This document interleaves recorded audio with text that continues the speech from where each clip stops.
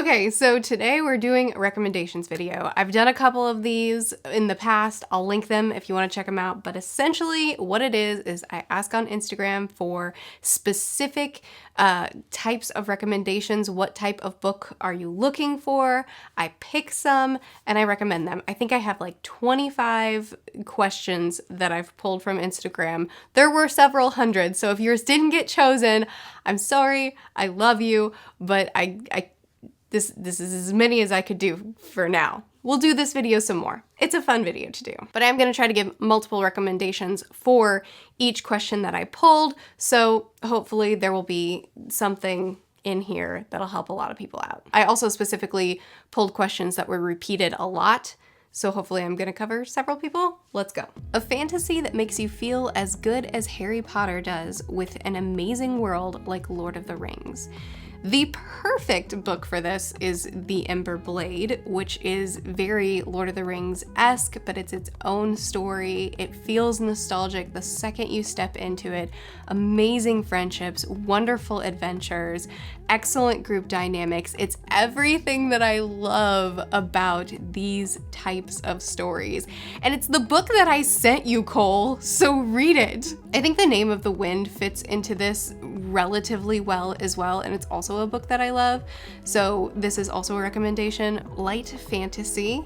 Yes, that is absolutely a thing. I recommend The House in the Cerulean Sea, which is a story of a man who is going to check out an orphanage of magical children, and it's sweet and heartwarming and lovely. Also, The Wayward Children is a hidden doorways fantasy, portal fantasy, and it's excellent. I personally recommend starting with Down Among the Sticks and Bones. It's a companion series, and the author says you can start at any point you want. I think starting at book 2 is the correct place to start. People will fight me on that though. Also, if you want something light and nice, I recommend classic fairy tales. Peter Pan, Alice in Wonderland. Winnie the Pooh is maybe not fantasy, but it's certainly whimsical and wonderful and light and sweet. Something with family, friend themes that will make me sob if I own a heart and emotion and have emotions. Have you met the Lies of Locke Lamora? You get very invested in this crew, and there are definitely emotional moments. But really, probably the perfect book that encompasses exactly what you're asking for is Every Morning, The Way Home Gets Longer and Longer, which is a book about dementia following a grandfather, a father, and a son, and their whole journey with the grandfather having dementia. It's beautiful and sad and wonderful, and I felt seen. And Little Women is also something that has amazing family dynamics and has very emotionally intense, beautiful scenes. Standalone fantasy. Best Served Cold is an excellent standalone. It's dark, it's gritty, the characters are amazing, the story is fun, it's wonderful. Warbreaker is also very good. The Ocean at the End of the Lane is a little bit dark, very quick. The Sword of Kaigan is intense and emotional and so unlike anything else I've read. And Strange in Norrell is so immersive and big, slower pacing, excellent characters, just a great standalone. A book that will make me happy cry. A Silent Voice. A Silent Voice is the manga for you. An intro into epic fantasy for beginners, aka hasn't read fantasy other than Harry Potter. Mistborn is a really good introduction to fantasy. It's actually the series that made me fall in love with fantasy. Sufficiently Advanced Magic and the other book series by this author, Six Sacred Swords, both are very easy, light, fun, funny fantasies. Sufficiently Advanced Magic is about a boy who has he has to go through this tower that has a lot of different riddles and mazes and obstacles, and he's trying to get to the top so that he can get to the goddess to make a request. And Six Sacred Swords is about a boy who it's also a lot of obstacles, but it's a different boy. He has a funny dragon as a companion and a talking sword. So lots of fun things going on there. And The Ember Blade, which I mentioned earlier, which I'm obsessed with. I love it so much. I think it's also a great introduction into larger scope fantasy. Friends to Lovers, I've recently read In a Holidays, which is Groundhog's Day in a Christmas setting, and it's lovely. People We Meet on Vacation, which is also a Friends to Lovers, taking place in lots of different locations, lots of different vacations. It's super sweet and fun. Also, On the Fence is an old favorite of mine. Deals with grief and emotions and finding yourself, and it's lovely. A book with amazing characters. There doesn't even have to be a plot. You basically just described the First Law. You should read the First Law trilogy. Also, A Man Called Ove is my favorite character I've ever read. You know this man in and out, and you love him more than life itself after you finish this book. Also, The Outsiders is an excellent character-based story that is very emotional and wonderful. Books that dive right in without much explanation and let you organically discover, like Dune and The Fifth Season.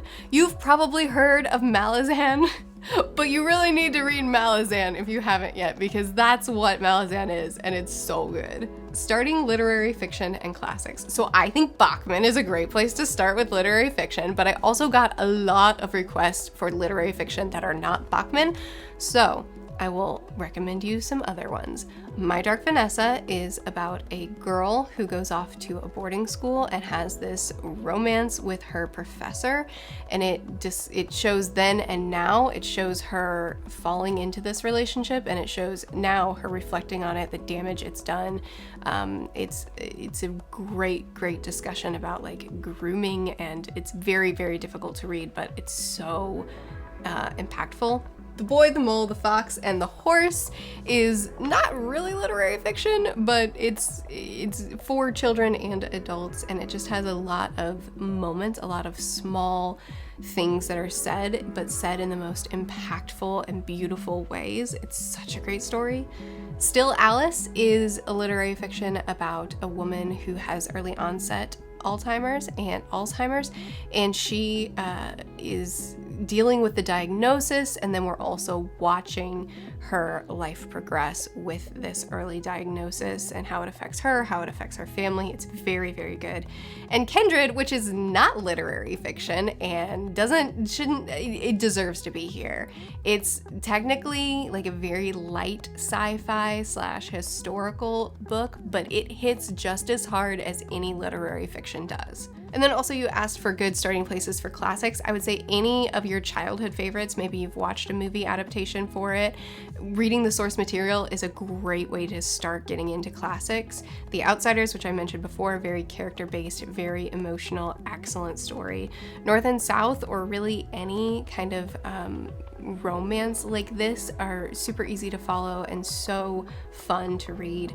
Jurassic Park, which is one that you probably are very familiar with. I think it's technically a classic. I'm not sure actually if it qualifies because it wasn't written that long ago, but incredibly fun story, and I like the book better than the movie. And Treasure Island is really easy to read, and it's a fun, lighthearted, sweet adventure with pirates. A palate cleanser to read between thick epic fantasy novels. Murderbot if you want really, really funny sci-fi that's really light and fast to read. And I'm currently reading Arsenic and Adobo, which is a cozy murder mystery, and it's been great as a palate cleanser. I've been reading a lot of big fantasy books lately, and it's been a lovely little reset. Go with the flow guy meets a girl who tends to overthink. I got you. Finding Aubrey is exactly this. And to a lesser extent, I've Got Your Number is great for this as well. I loved Rage of Dragons, looking for something with the same fast pace while I wait for the paperback. I think Red Rising sounds perfect for you. The Red Rising trilogy was not fully for me. I liked it, I didn't love it, but it is a very well loved trilogy, and it's very, very fast paced. Lots of twists and turns, exciting, all that jazz. So many questions about pirates, and that makes me so happy because I am obsessed with pirates right now, so I got you. We've got One Piece, which is so much fun, absurdist, but emotionally deep, excellent relationships and friendships, and wonderful. Frenchman's Creek, which is an adventure / romance, spooky setting, amazing prose, can't go wrong. Treasure Island, which is a children's classic with a really fun and sweet adventure. Red Seas Under Red Skies, which is book 2 of The Lies of Locke Lamora. Pirate adventures. Can't go wrong. And I'm about to start The Pirate Latitudes really soon here, so if you want to read a book that I haven't read yet, but I will review soon and we can discuss together, that'd be a good one. Fantasy with a bromance, other than a couple that I would easily recommend. I actually just finished The Alloy of Law, and it is exactly that. It's a great bromance. Fantasy books with lots of political intrigue, hidden agenda, and backstabbing. You basically just described Jade City and Jade War. I really think you need to pick up that series if you haven't read it yet. Books you read to your son. I actually get this question a lot, surprisingly, so I'm adding it in here. My favorite books to read to him are Little Blue Truck and Little Excavator. Little Blue Truck is about being kind and friendship and helping one another. Little Excavator is about like, one day when you're bigger you can do all these things, but there's stuff for you to do right now too. It's really sweet.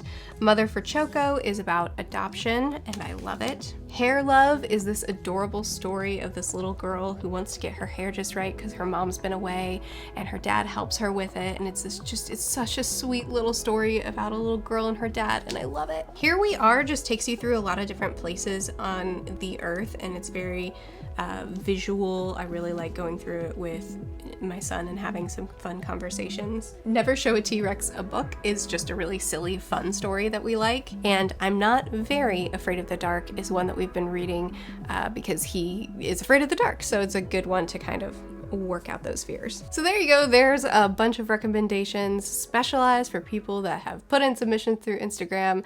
I hope you found something that looked good here. I really enjoy doing these videos. I'll do more in the future. I just like to spread them out so I have lots of books to read so that, you know, I'm not just recommending the same things over and over again, except for The Lies of Locke Lamora. You'll never stop hearing me recommend that. But I hope you enjoyed this video. Be sure to chat with me more about any of these books in the comments. Are you going to be picking any of them up? Are you interested in any of these? Check out my Patreon if you feel like it. I'm there all the time. We have a great time there. I post videos every Tuesday through Friday. I'll see you again soon. Bye.